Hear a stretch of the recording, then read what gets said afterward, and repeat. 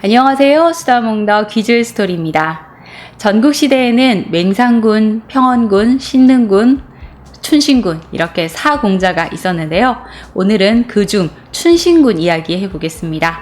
춘신군은 초나라 사람으로 기원전 314년에 태어났고 이름은 황헐이었습니다.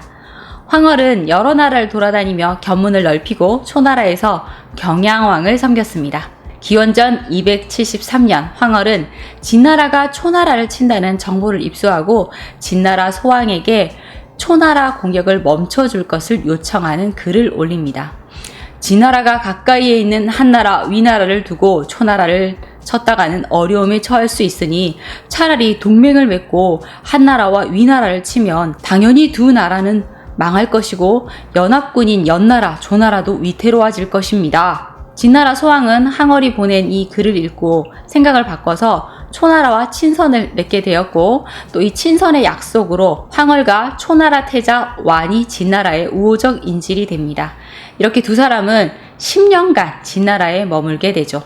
그 뒤 초나라 경양왕이 위독해지자 진나라에 잡혀있던 태자완은 초조해집니다. 이대로 경양왕이 사망을 하면 진나라에 붙잡혀 있는 자신 대신에 배다른 형제들이 군주의 자리를 빼앗을 수 있으니까요. 황헐은 진나라 재상 응우를 만나서 설득을 하는데요. 태자를 진나라에 입국시켜서 왕이 되게 한다면 그 공은 다 당신의 공입니다. 그리고 그 공을 절대 잊지 않고 당신과 진나라를 극진히 섬기도록 하겠습니다. 응후는 황헐의 설득에 넘어가서 진나라 왕에게 황헐의 말을 전하는데 진소왕은 어떻게 된 일인지 쉽게 결정을 하지 않고 시간을 끄는 겁니다. 너무 속이 탔던 황헐은 태자를 변장시켜서 일단 초나라로 보내고 자신은 진나라에 남습니다. 그리고 태자가 국경을 벗어날 때쯤 황헐은 진소왕에게 엎드립니다. 초나라 태자는 이미 초나라로 돌아갔습니다. 죽음을 각오하고 한 일이니 어떤 처분이라도 달게 받겠습니다. 진소왕은 완전 화가 나서 그 자리에서 황헐을 죽이려고 했는데 이때 응후가 나서서 황헐은 신화된 도리를 다한 것입니다. 초나라 태자가 돌아가서 왕이 된다면 황헐을 등용할 것이니 차라리 그를 초나라로 돌려보내서 계속 진나라와 친교를 맺게 하는 것이 더 좋을 것 같습니다. 하며 황헐을 두둔했고 진소왕도 생각을 해보니 그것이 더 낫겠다 싶었던지 황헐을 초나라로 돌려보내게 됩니다. 황헐이 이렇게 초나라로 돌아온 지 3개월 만에 경양왕이 사망을 했고 태자완이 초나라 왕으로 즉위를 하니 그가 바로 고열왕입니다. 고열왕은 즉위한 후 황헐을 초나라 군윤에 임명을 합니다. 황헐이 재상의 지위에 앉게 된 것이죠. 그리고 화복 12현을 화사받고 춘신군으로 봉해집니다. 자, 이제 춘신군으로 부르도록 하겠습니다. 고열왕 15년에 춘신군은 제나라의 침략에 대비해서 자신의 봉지인 화북 12현을 떠나 제나라와 가까운 오지방에 봉해집니다. 그리고 춘신군은 많은 공을 세우는데요. 노나라를 쳐서 멸망시키고 기원전 262년 진나라와 조나라가 싸운 장평 전투에서 조나라가 대패를 해 초나라에 구원 요청을 했을 때 조나라가 당하면 초나라까지 위험해진다는 것을 알고 있었기 때문에 군대를 이끌고 조나라를 도와주기도 합니다. 하지만 오르막이 있으면 내리막이 있는 법. 기원전 242년 진나라의 위협을 느낀 6개의 나라가 동맹을 맺었고 초나라가 동맹을 이끌게 됩니다. 춘신군이 이 6개국 연합의 지휘자가 되어서 진나라와 싸웠는데 춘신군이 6개국 연합군의 지휘자가 되어서 진나라와 싸우게 되는데 오히려 함곡간에서 크게 대패해서 이 연합군은 뿔뿔이 흩어지게 됩니다. 고열왕은 이 전투의 패배를 춘신군에게 돌렸고 이들의 사이는 틀어지게 되죠. 그러면서 춘신군은 정권의 중심에서 밀려나게 됩니다.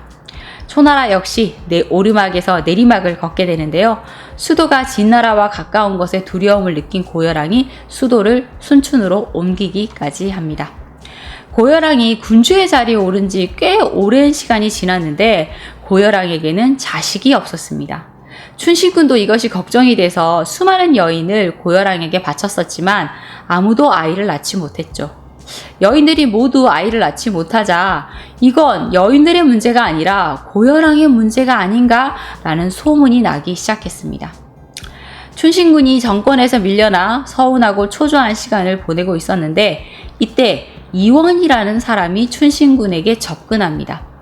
이원은 조나라 사람이었는데 아름다운 미모의 여동생이 있었고 이 여동생을 고열왕의 후궁으로 보내고 싶어 했지만 당장 군과 연결된 끈이 없었기 때문에 춘신군의 집에 문객으로 들어가게 됩니다.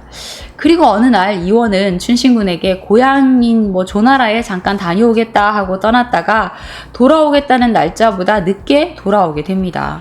춘신군이 생각보다 오래 걸렸구려 하고 물어봤는데 이원이 제나라 왕이 와서 자기 여동생에게 청혼을 했기에 접대를 하느라 늦었다라는 말을 하는 겁니다. 춘신군은 여동생이 얼마나 아름답길래 제나라 왕이 와서 청혼을 했을까 하며 혹한 마음을 가지게 되죠. 춘신군은 이원에게 여동생을 한번 보여줄 수 없겠나 하고 은근히 물었고 이원은 잘됐다 하며 여동생을 데려왔는데 춘신군은 이 여동생의 아름다움에 푹 빠져서 그녀를 첩으로 삼게 됩니다.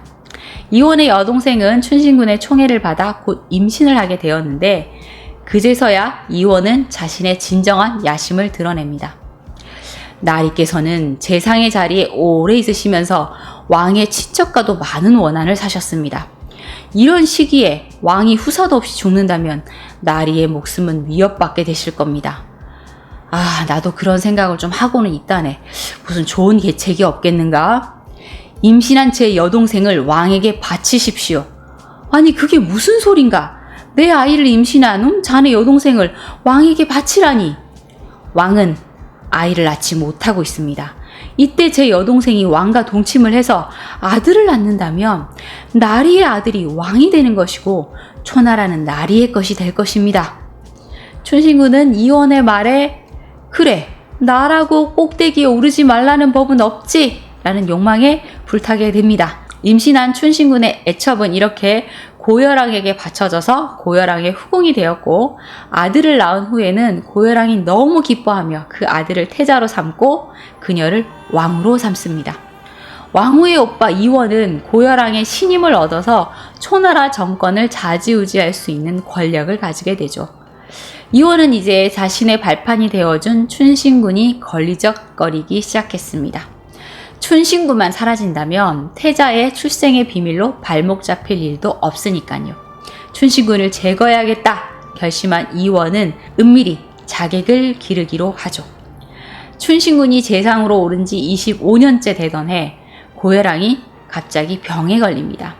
고열왕이 곧 세상을 떠날 것임을 짐작할 수 있었죠. 이때 춘신군의 문객 중 주영이라는 사람이 춘신군에게 은근히 또 말을 하는데요. 세상에는 뜻하지 않는 복이 올 수 있고 또 뜻하지 않게 화가 올 수도 있습니다. 지금 군의 상황이 그렇습니다. 이럴 때 군을 지켜줄 뜻밖의 사람이 있어야 하지 않겠습니까? 그게 무슨 뜻이요? 군께서는 초나라의 권력을 쥐고 계십니다. 병든 고열왕이 죽어도 어린 군주를 내세워 정치를 좌지우지할 수 있지 않습니까? 이것이 군의 뜻하지 않는 복이지요. 그럼 뜻하지 않는 화는 무엇이요? 이원이 군을 노리고 몰래 자객을 기르고 있습니다.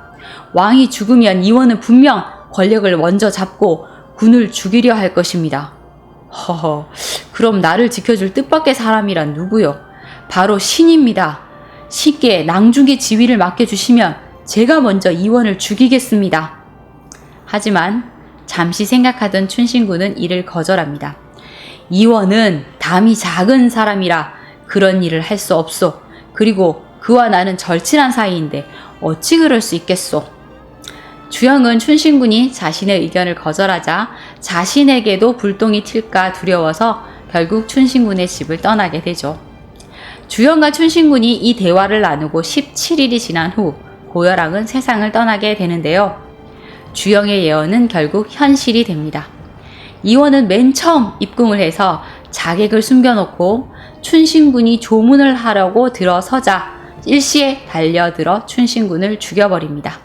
그리고 춘신군의 일가족도 모두 몰살되죠. 그리고 이원의 여동생이 낳은 아이가 왕위에 오르니 그가 바로 초나라 유왕입니다. 겨우 6살의 나이에 왕이 된 것이죠. 이후 초나라는 급격히 쇠퇴해서 10여 년 뒤 진나라에게 멸망하게 됩니다. 사마천은 사기의 춘신군 열전에 춘신군에 대해 아래와 같은 평을 했습니다. 내가 춘신군의 옛성을 구경했는데 궁실이 아름다웠다. 처음에 춘신군이 진소양을 설득해서 죽음을 무릅쓰고 초나라 태자를 귀국시킨 것은 얼마나 뛰어난 지혜였던가. 하지만 이원에게 제압당하고 만 것은 너무 늙었기 때문이다. 속언에 이르기를 마땅히 결단해야 할 때 결단하지 못하면 도리어 화를 입게 된다고 했다. 이는 바로 춘신군을 두고 하는 말이 아니겠는가. 자, 오늘의 이야기는 여기까지. 여러분 좋아요와 구독, 알람 부탁드립니다. 자, 오늘도 좋은 하루 되세요. 지금까지 수다몽더 귀즐스토리였습니다. 감사합니다.